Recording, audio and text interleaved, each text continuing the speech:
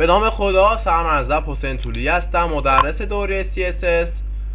و جلسه قبلی در رابطه با پدینگا صحبت کردیم و گفتیم که پدینگ در واقع پینت رو بستم یک فضایی که المنت آیتم داخلی، محتوای داخلی نسبت به المنت مادر از هر ضلع در واقع فاصله میگیره دیگه.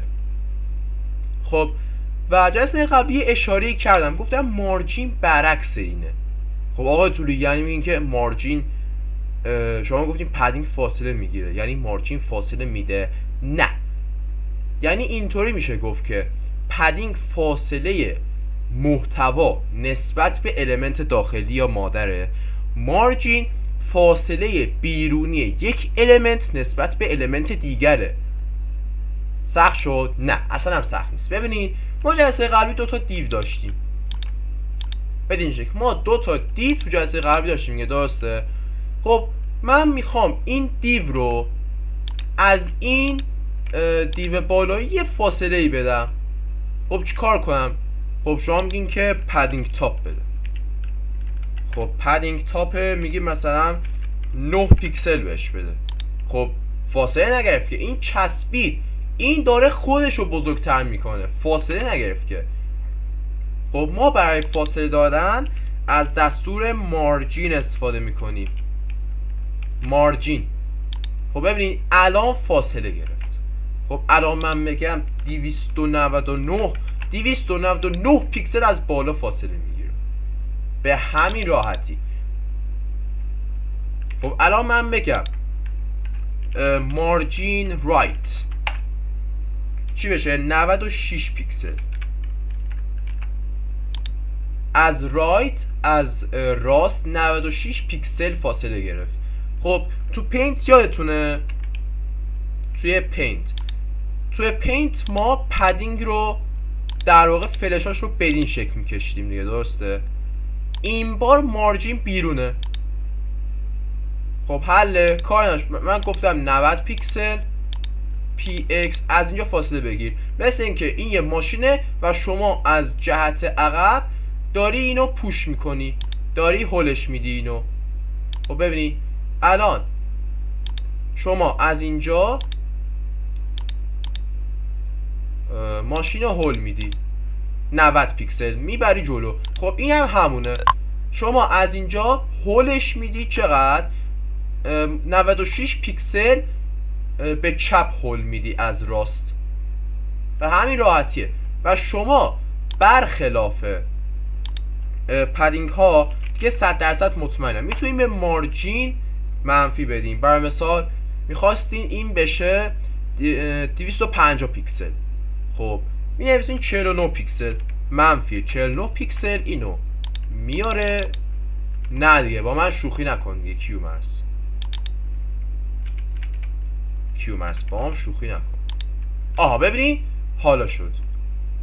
خب حالا این چی شد؟ ببینین مارجین تاپ یک متغیره.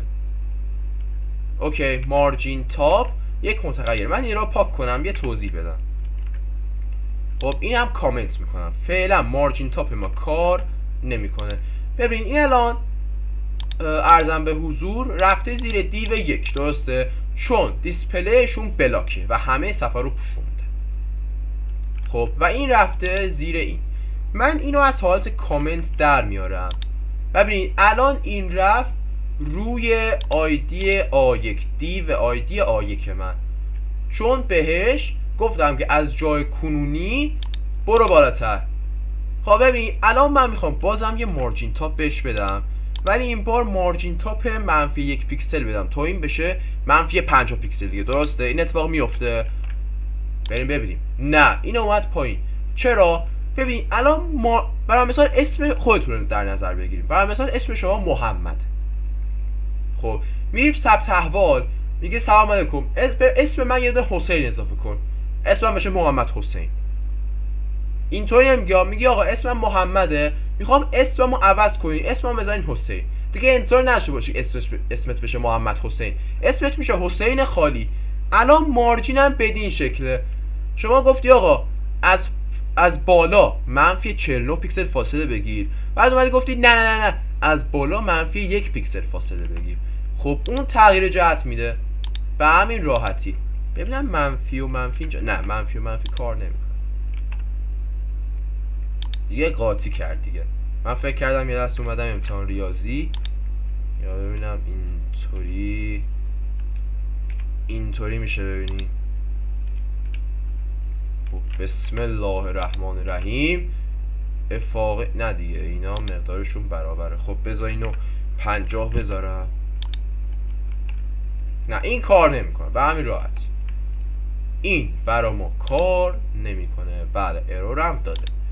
خب اینم از مارجین ها، اصلا سخت نبود. من چند تا ترفندم میگم به مارجین ها انجام بدی. وسط چین کردن، شک نکنی بلا استثناء وسط چین کردن 100% به کارتون میاد. البته با فلکس باکس و گرید به راحتی میتونی این کار رو انجام بدی، ولی فعلا ما داریم خود CSS رو یاد میگیریم، نه ابزار و فریم ورک هم که نه شاخه هاش رو در واقع میتونیم بگیم دیگه. خب ببینید ما یه مبحث داریم به اسم مارجین اتو. چی شدی؟ ریکوردینگ ایندیکیتور. خب حالا باشه، این رم اشغال میکنی دیگه، چیکار کنی؟ خب ببینید ما یه مبحث داریم به اسم مارجین اتو. این چیکار میکنه؟ این تشخیص میده که عرض ما در واقع چقدره، به صورت اتوماتیک میاد اینو نصف میکنه. خب الان برای مثال میگم مارجین لفت و مارجین رایت این باشه چی؟ باشه اتو. خب تا حالا درسته؟ بفرما. اومد راست چین شد به همین راحتی، میگم راست چین وسط چین شد. بعد میگم مارجین تاپ و مارجین باتم هم صفر باشه که نیازی نیست، چون از اولم مارجینش صفر بوده. به همین راحتی ما تونستیم اینو به راحتی وسط چین کنیم بدون هیچ مشکل. خب الان چی میشه؟ من اینا رو هم اتو قرار بدم. میرم سراغ مرورگرم. خب این از جاش جم نخورد به همین راحتی. ببینم مطمئنی؟ خب بعد خب ما میتونیم از اینجا از درصد استفاده کنیم. از توی پدینگ هم از درصد میشه استفاده کرد. یادم رفتیم موردو بگم. ببین الان من میگم مارجین لفتش باشه 50%، مارجین رایتش هم اتو. ببین اینو تقسیم کرده، ولی بعد 50% ببینید الان این نصف صفحه است. اولین زل المنت همو گذاشته وسط صفحه. خب درست کار میکنه، درسته، ولی این وسط چین اون وسط چینی نیستش که ما میخوایم. خب ولی مارجین رایت رو هم 50% قرار بدم، اینجاست که بازم میاد اینجا زل راست رو این بار در وسط صفحه قرار میده. خب چی میشه؟ اینا رو هم 50% بدم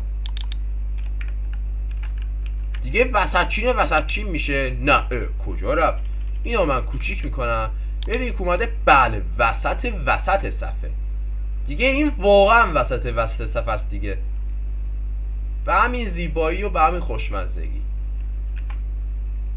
خب بچه ها اینم از پدینگ ها، مارجین ها. امیدوارم که سر در آورده باشین، ولی اگر سر در نیاوردین زیاد با اینا کار داریم. مثلا خودتون رو خسته نکنین که با اینا زیاد کار داریم، مثلا اینا اصلا خوراکه. خب خیلی ممنون که این قسمت رو هم دیدین. 9 دقیقه شد جمعا. جلسه بعدی فکر کنم جلسه 9 نمیدونم راجع به چی صحبت خواهیم کرد. خب به هر حال راجع به یه چیزی صحبت میکنیم دیگه. خب خیلی ممنون، خدا نگهدار.